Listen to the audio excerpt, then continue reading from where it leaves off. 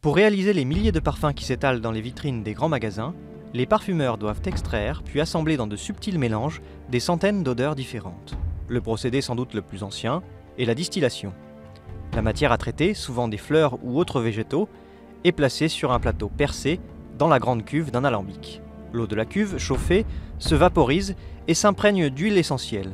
Le mélange d'eau et d'huile est entraîné vers le serpentin où il se condense, puis est recueilli dans des vases. L'huile, plus légère, est récupérée à la surface. Autre technique traditionnelle, l'enfleurage.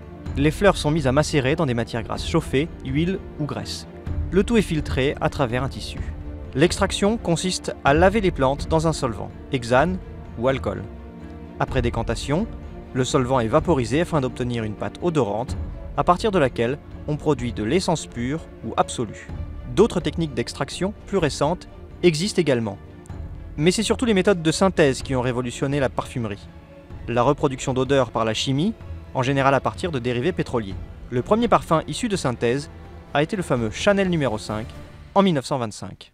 Aujourd'hui, grâce à l'analyse par chromatographie en phase gazeuse, on peut même décortiquer exactement les molécules constituant une odeur et la reproduire en laboratoire.